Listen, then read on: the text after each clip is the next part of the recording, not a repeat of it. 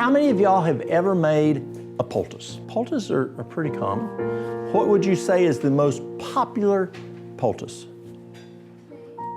Clay poultice, okay. Charcoal poultice? Potato poultice? Yes.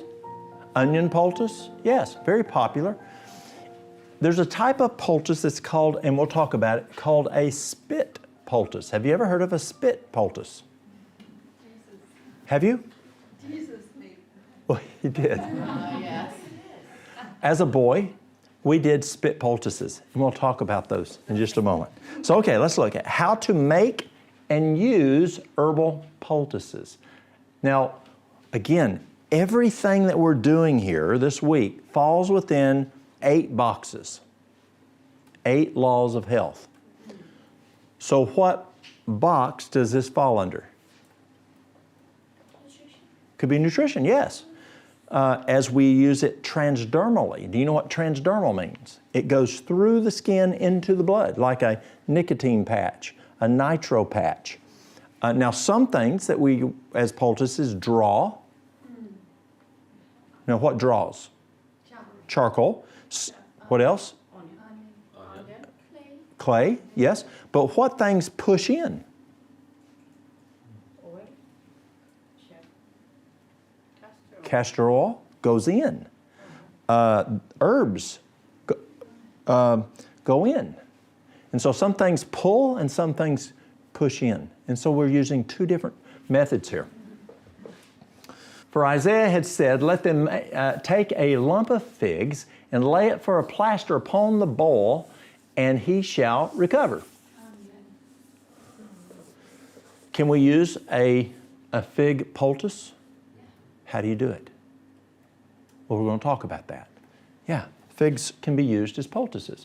And he answered and said, a man that is called Jesus made clay and anointed mine eyes and said unto me, go to the pool of Siloam and wash. And I went and washed and I received sight.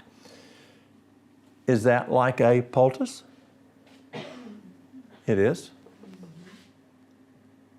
And he took him a potsherd to scrape himself withal, and he sat down among the ashes.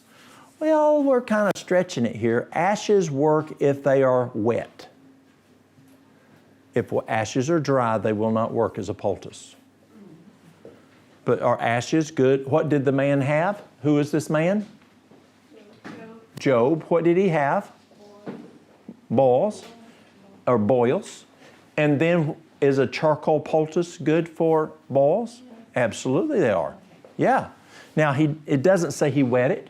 It would have to be wet. A charcoal poultice does not draw. Poultices do not draw if dry. Does a clay poultice work dry? No, it's got to be wet. Charcoal has to be wet. An herb poultice has to be wet. So poultices can be used for boils, burns, tumors, bites and stings, rashes, infections, drawing foreign objects. Remember one time Walter, my oldest son, he was running down to the goat pen and he stepped on some ragweed. And he came back up. Mary Lou thought she dug thought she got it out. Well, after a bit, pain. How long was it, Mary Lou? Do you remember? It was a while. And started having pain, but it was on the top of his foot. And so we put a charcoal poultice on there, and boom, here comes a piece of ragweed out the top of his foot. It had gone, whether it went plumb through the middle or around it, whatever happened, he didn't step on it from the top of his foot, but it pulled that ragweed right out of his foot. Drawing foreign objects. Colds, flus, pneumonia, wounds, ulcers, nerve and muscle pain. Which herbs make good poultices? Aloe vera, burdock root, cabbage, calendula. How would y'all pronounce that one? Calendula or calendula? Calendula, okay. Cayenne, again, it's just regional, I guess, the way we say things. Cayenne, chamomile, chickweed, comfrey, the leaf, chickweed's leaves and stems, dandelion leaves, echinacea, elderberry, ginger, golden seal, jewelweed. Does jewelweed grow here? Do y'all have poison ivy, poison oak, poison sumac here? Are you serious? Y'all are blessed. You don't have poisonous snakes, and you don't have poisonous, what we call poison in the mountains. It's poison ivy, poison oak, poison sumac. Very terrible. Mary Lou just looks at it and she gets it. It's terrible, awful. Boy, it's fortunate. You really are. But jewelweed is the best thing I found. If you ever come to our neck of the woods and you get into poison ivy, jewelweed is what you're going to want. Charcoal works okay, but jewelweed is the best. Lavender, mullein leaves, and you found mullein here, yes? You say it does grow? It does grow, okay.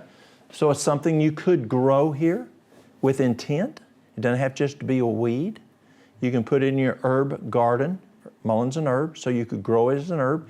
It gets big, guys. It at least is going to get this big.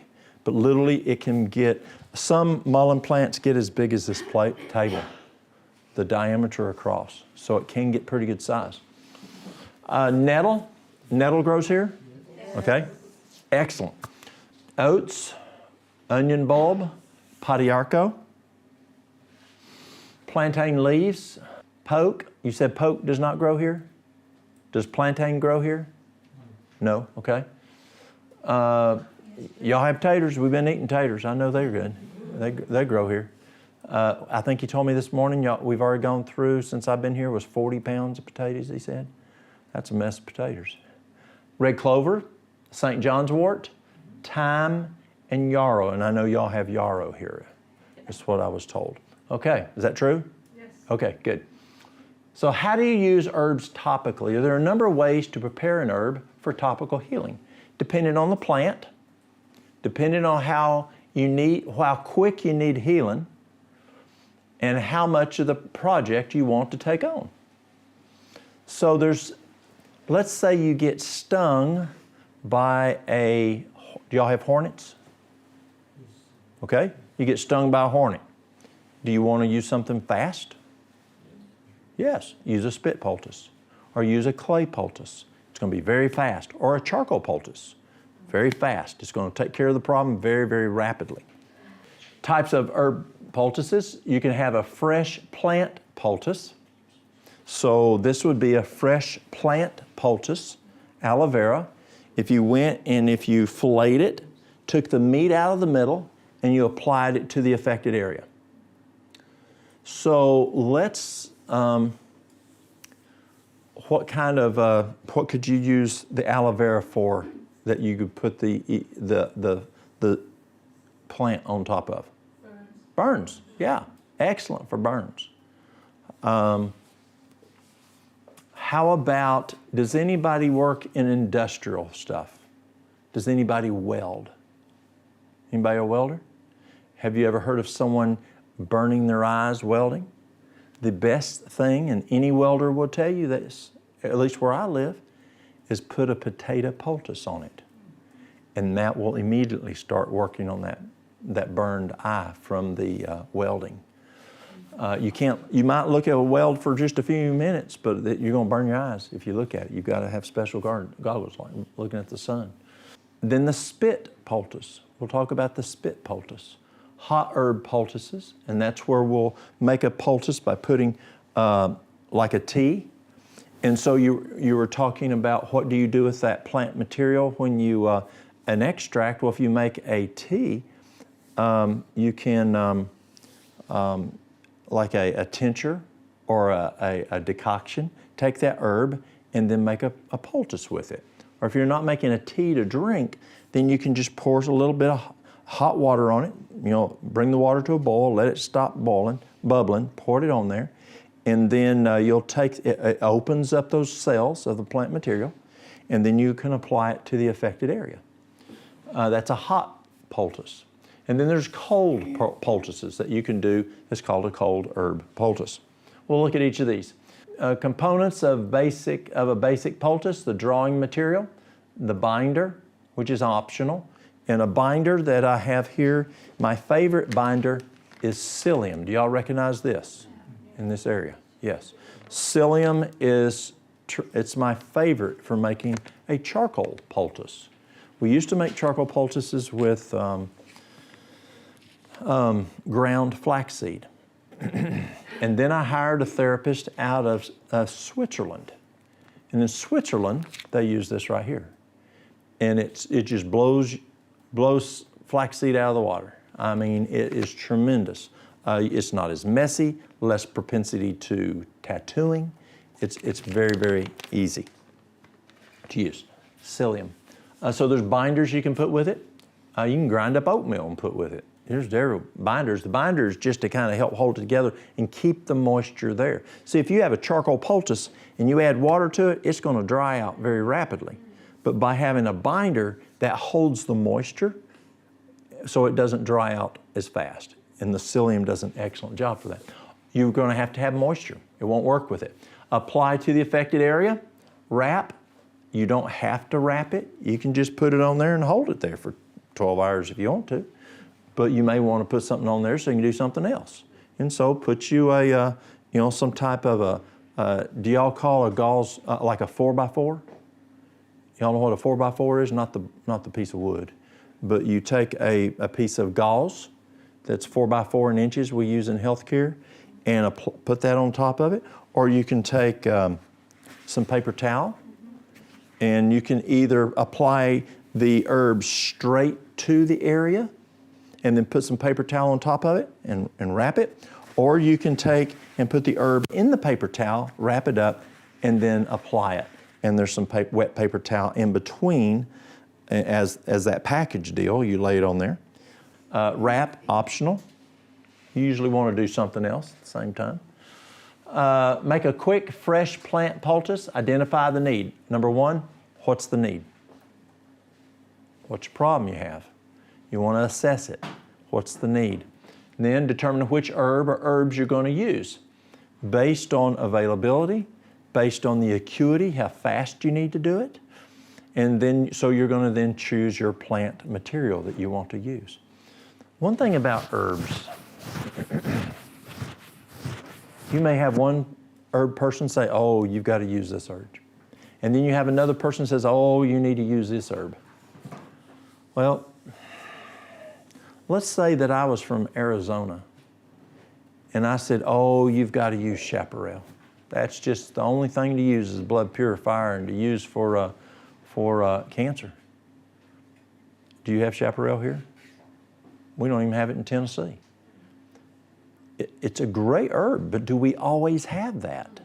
No, and that's why this morning we went over the herbs that grow here, because you don't always have the ability, you may not always have the ability to ship it in. And so you want to use what God has put here for you. And so you may have an herb here that I don't know anything about. Like when I go to Africa, they got herbs I've never heard of there. They got food I've never heard of there, and boy, is it good. Oh, has anybody had a tree tomato? Anybody had it? Oh, wow. It's just, I mean, like you opened up a door into a whole new room. It is just fabulous taste. It's just amazing.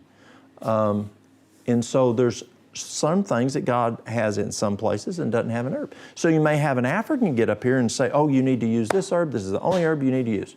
Or you may have a person from Arizona say, you need this herb. This is the only. See, God puts herbs in different places. And so look and see what's in the area, if it's there or not. And then how do you know which herb to use? Now, I'm going to get real scientific here. This is the highest science there is. There's no science higher than this. Ask God. Does God know what your problem is? Does He? He knows what the physiology is. He knows what is available. He knows what you can afford. That's a big one. And you say, God, which herb do you want me to use today? When people have cancer, this morning, I already had 2 people this morning. One was a person who works for the state of Tennessee. They're out of the revenue department. Sent me a message and said their mother has cancer, breast cancer. Help. Had a man in another county away who has a person that has cancer. Sent me a text this morning, help. And they'll say, what do I use? And I tell them, I don't know. And I send them 4 pages of all different types of modalities that we found to be beneficial in cancer. And I say, let me send this to you. Look them over, read them, and then I want you to pray and ask God which one to use. And then whichever God tells you to use, I want you to ask me, and I then can tell you how to do that. Now, some people would look at me and think I'm plumb crazy. That's not highfalutin science. But God is the highest in science. Would you agree? You got a doctor. You're a physician. Can you just walk up to somebody and know exactly what's wrong with them to the 100% and know what herb is going to do the best for them? No. We are finite. He is infinite in knowledge. And so when you go to God and you say, God, what herb do you want me to use? Now, does he just say, I want you to use mullein? He doesn't do that usually. But have you ever gone and bought a car, a vehicle, and asked God what vehicle to buy? I told Mary Lou something the other day she did not even know, 2 years ago. I had an opportunity to buy a tractor that I've been wanting to buy for, over 30 years. Over 30 years. Almost as long as we've been married. And it was a deal. It looked good. It ran great. It had brand new tires, a new paint job, and the guy was asking less than what he just paid for brand new tires on it. So basically, I'd be getting the tractor free, just buying the tires. Now, is that a good deal? That's a deal. So I prayed, God, I've been looking for this. Should I get it? No. I just had that feeling. You ever had that feeling? No? No. But God, I've been waiting on this a long time. For a week, we had this conversation. And I finally said, okay, it's you. No. And I was somewhere like this, and I was telling folks about how you do this and shared that, and Mary Lou didn't even know that happened 2 years ago. You've had that happen. God tell you not to do something. It might be a house that you're looking at buying. Can he do that for what herb you need to use? Yes, he can. And that is the way we need to do it. It's very important. So you're going to determine which herb to use. How are you going to do that? Pray. Ask God. And then what do? You listen. Many times we pray and say, okay, I ask him. I'm going to do what I want to do. You got to listen. You got to listen. Estimate how much you're going to need. Apply the crushed leaf, stem, or other parts over the affected area. This is a fresh plant poultice. So you have a sunburn or a burn not a sunburn, that would be where you're rubbing it off. But you would take, let's say you burnt yourself on the skillet in the kitchen, and so you've got a burn place here or in the oven when you went to pull something out, so you get it and you put it over the affected area. That's what you're doing. Secure with a bandage so it doesn't fall off, so you can keep working. I believe in working. Leave for up to 3 hours and reapply if necessary. That's a quick, fresh plant poultice.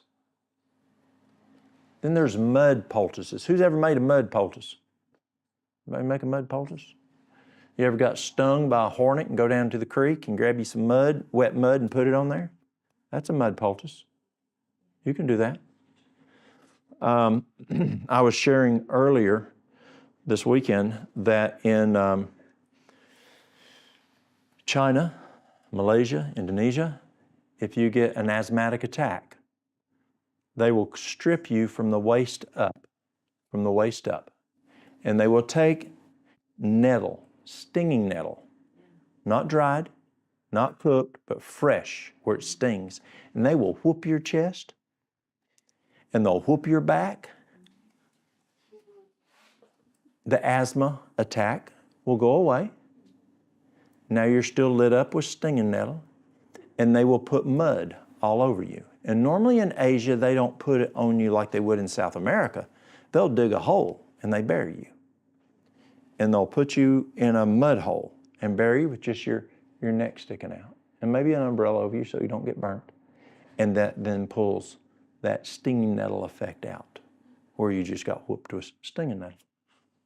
But you can use a mud poultice for bee stings, bug bites, nettle rash that we just talked about, detoxifies, softens the skin, and it draws. Have you ever done a bentonite clay facial? Yeah. And then what you do is after the bentonite clay facial, have you ever put blackstrap molasses on it? Oh, now that's good, y'all. Do y'all have blackstrap molasses here? Okay. So what you do, you can just do a blackstrap molasses facial. And oh boy, your face just feels so good. It's glossy, really glossy. But if you want to really do a facial, do your bentonite clay for about 30 minutes, wash it all off, and then put the blackstrap molasses on it, or molasses as some people call it, and then leave it on there for about 30 minutes, and then wash it off, and oh my, your face just feels so good. The ladies really like it. Fig poultices.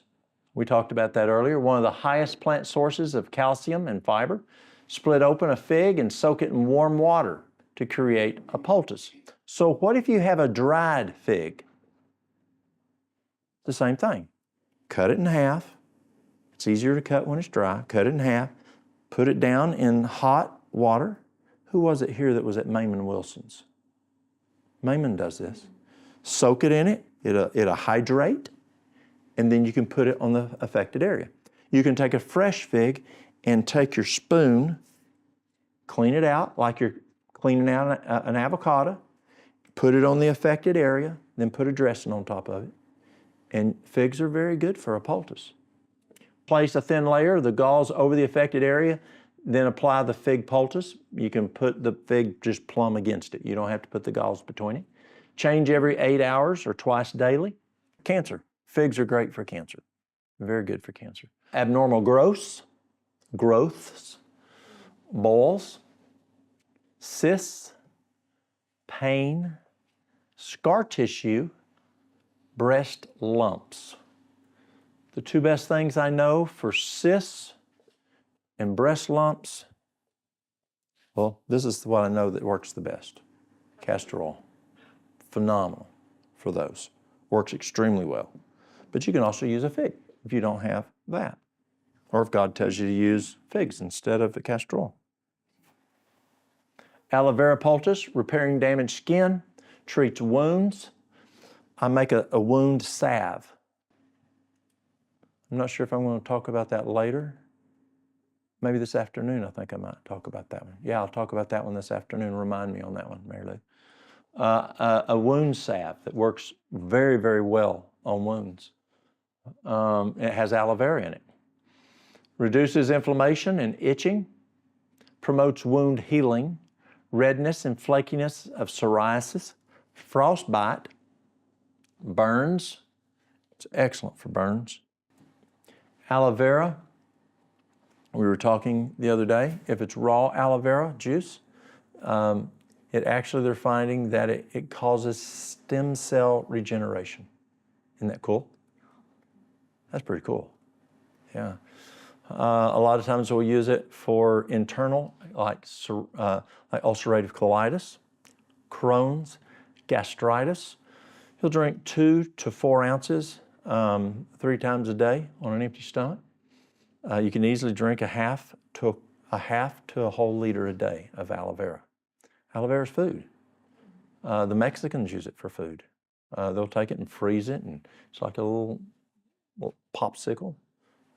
They eat aloe vera. They have big old aloe vera down in Mexico, and they cook it and fix food. Do they use aloe vera in your country? Yes. Aloe vera is food, yes? Yeah. Jewelweed, we talked about that earlier. Jewelweed poultice, poison ivy, poison oak, poison sumac, which you don't have here. But if you come to see us, remember this. Or you're a medical, why are y'all here? Why are y'all here this week and next week? What's your goal? You're learning to be medical missionaries. Yes? And so you may have phone calls that aren't just from Sweden or from Norway or from where y'all are from. I get calls, I get emails from Japan, Australia, Africa, Germany, literally all over the world. And so you need knowledge of other places so you can help them out. So if you get a call or an email or a letter from someone from America who has really bad poison ivy, well, now you know how to treat that person. So don't just look at your own neck of the woods, because you may need to help people other places. Eczema, insect bites, and stings. It's real pretty. Jewelweed, it blooms in the fall. It starts blooming around August, September. August, September, it's full bloom, the flowers. It's a very viscous. The flowers are yellow or orange. You can tell it's jewelweed. If you're not sure, the root kind of turns like this, and below the ground is a reddish color. Cabbage poultice. Now this afternoon, or sometime, not this afternoon, but sometime this week, we're going to do a cabbage poultice. Who's ever made a cabbage poultice? Yes. What did you use them for?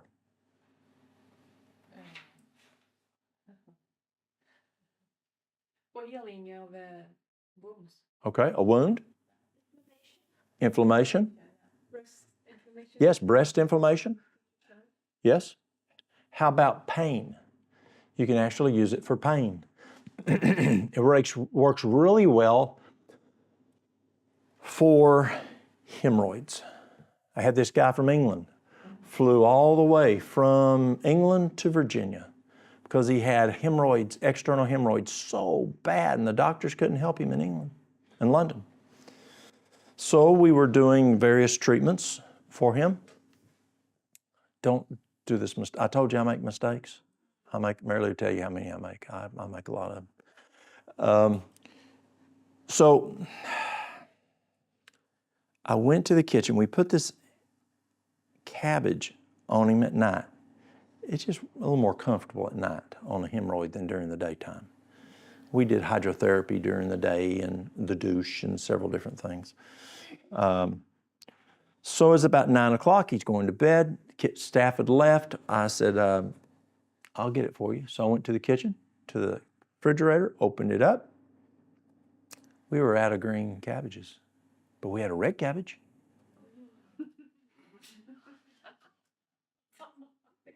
That'll work, won't it? It worked. So I got it out and I got the leaf off and beat it so it would call bleeding. Got it for him. He took it, applied it. The next morning he told me he stained the sheets, stained his pajamas, stained our carpet that was in the room. I mean, just messed up a bunch of stuff. I would have been better to say, maybe I need to go either to a skip tonight or go to the store, which was about 20 minutes away, and come on back, or we should have pre-planned that one and not been out to start with. But it's a mess. Don't use red cabbage. It will make a mess, I promise you. Hemorrhoids works extremely well for hemorrhoids. Relieves pain, insect bites, burns, boils, varicose veins, speeds healing, draws out infection. I have a friend that he'll go places and he'll have wounds that normally we would put charcoal poultice on, and they just didn't have charcoal, and he didn't have time to make it in activated charcoal. And so what did he do? They had cabbage, so he put cabbage poultices on, and it worked quite well. Draws out infection, bruises, lymphedema. Potato poultice, burns, work real well. I was at work one day. This guy comes in. He's a maintenance guy. He's Filipino, dark pigment skin, and that's an important component here. darker pigment skin is more prone to scar. Well, he's a maintenance guy, and the furnace wasn't working. It was a propane furnace. So he goes over to the propane tank and turns off the propane. He comes over to the room where the furnace is, and he goes to turn the light on, and the light bulb's burned out. No problem. He's got his big lighter. So he goes down to the furnace, gets down. It burnt all his hair. Burnt all, no eyebrows, no eyelashes, no hair up here. His face was burnt, but then he looked like, no, I might be stepping out of where I am. Do y'all know what a 1957 Chevy is? Some of you? And remember how it had flames painted on the side of it? Okay, well, they did in America. And that's what his face looked like. It looked like flames marks. Not only was it burnt, his neck up and his scalp and everything, he had marks of flames, even worse burns. So we put him on the exam table, and I had a quart of aloe vera gel. It's the first thing we started on. So I just started pouring the aloe vera gel on him. It would disappear. I'd put more. It would disappear. I would put more. It would disappear. His face was like a sponge. I used the whole quart on him. Then I called up to the dietary department and I told them to get some potatoes and to grade the potatoes. And so what they did is they took one of these and they started grading it. My grandma taught me this.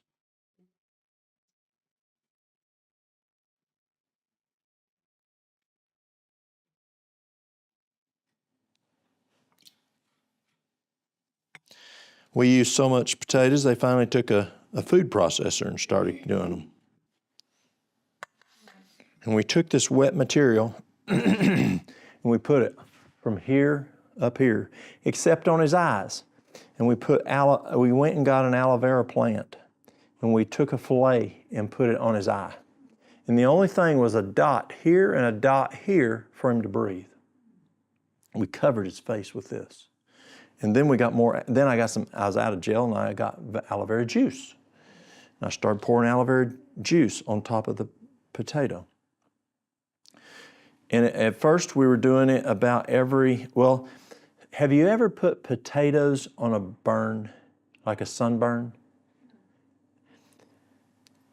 They'll dry out. And when they dry out, remember when the material dries out, it won't work. And so we put it on the face, and his face was so hot, it dried the potato out. And so I would gently take the potato off, get more aloe vera juice. I started with gel, then I went to juice, and just put it on his face and kept his face saturated, back and forth and back and forth, and I ran out of aloe vera. And so a physician had donated us a bunch of aloe vera plants, big ones. And so I had some therapists that were out of Venezuela and out of Colombia.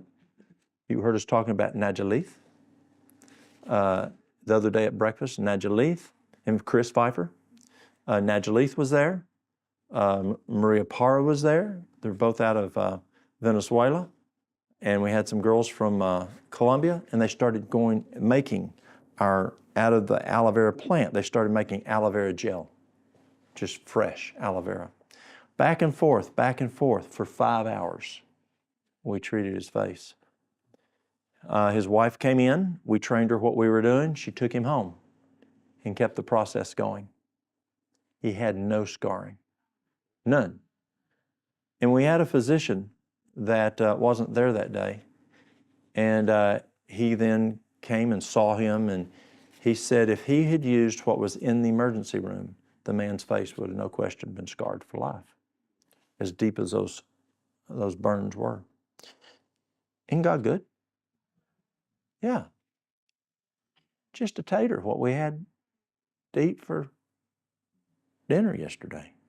Yeah. Burns, boils, swelling, mastitis. If you have mastitis, it's good for mastitis. Inflammation, a sty, spider bite, infection, ear infections. The best thing for an ear infection, take a teaspoon. Now, this is not what do y'all call this? Tablespoon? Okay. You want a smaller one, what we call a teaspoon. And you could do this one, but you don't need it this much. Take a teaspoon and fill it 70% full of olive oil. 70% full of olive oil. And then take golden seal and put some golden seal in there. About a half a capsule, not a lot. You want it still to be drippy, but you don't want it, you want as much of the golden seal material as possible. If you get too much and it gets too thick, what do you do? Yeah, some more olive oil in there. Don't throw it away. Yeah, put some more olive oil in there. And that'll work.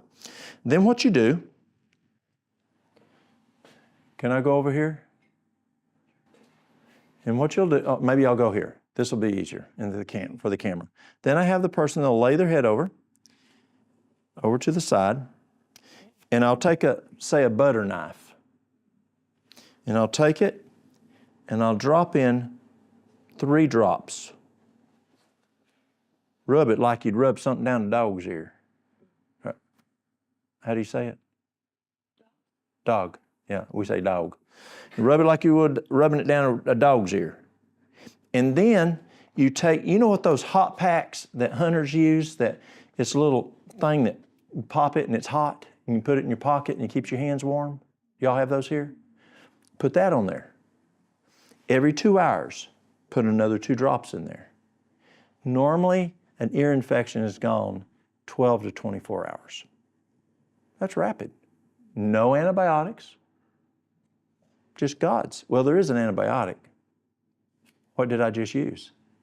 Golden seal is an antibiotic, but not a pharmaceutical antibiotic. Now, if it's a young little child, just 2 drops. A baby or a young child. I had a man come in one time.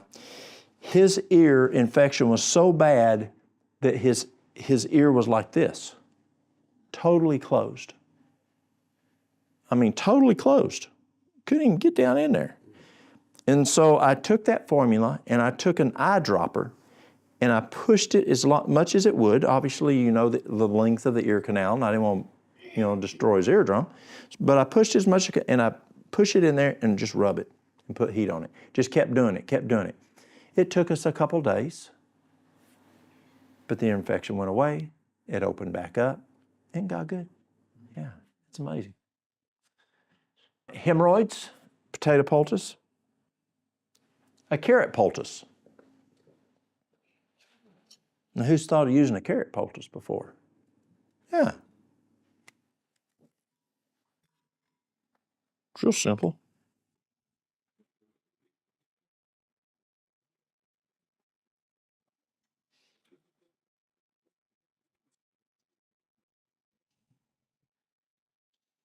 You're going to use it just like you use the tater. Just like you use the potato. More colorful. It is more colorful. Yeah, Mary Lou'd like that. She likes color. When I was in Africa, one lady leaned over to me one day and she says, "Why are you Americans so just blah?"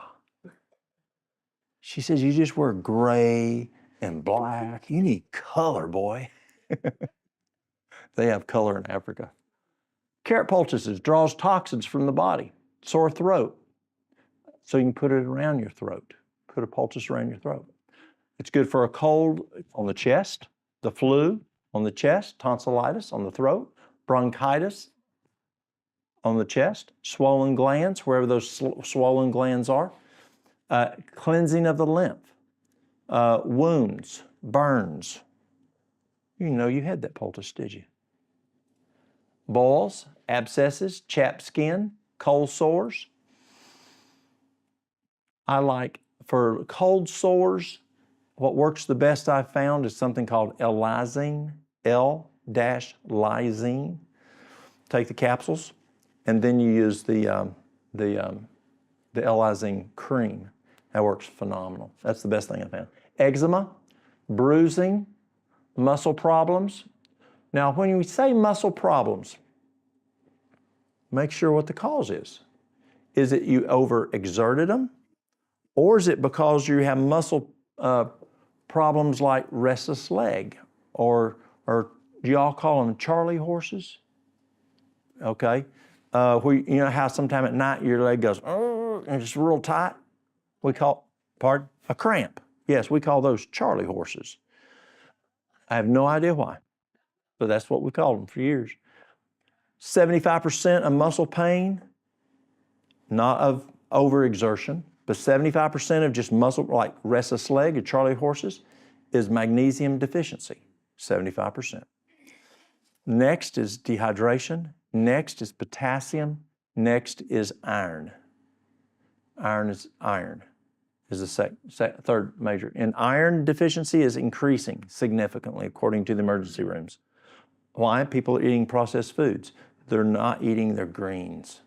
Very important. Torn tendons and ligaments. Who would have thought? You know, do you know people who have torn tendons or ligaments? Put a carrot poultice on it. Reduce pain, swelling. A spit poultice. Y'all been waiting for that one, haven't you? Identify the need. Determine which herb or herbs you're going to use. Estimate how much you're going to need, and chew up a leaf or two. You don't have to chew it up.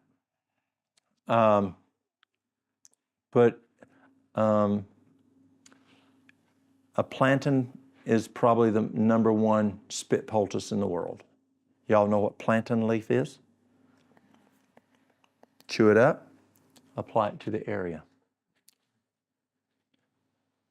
Spit it out, place on the affected area, secure with a bandage. Warning, it may not taste good. Can anybody guess? Now, I'm from the South. Can you guess what the #1 poultice that was used in the South where I grew up?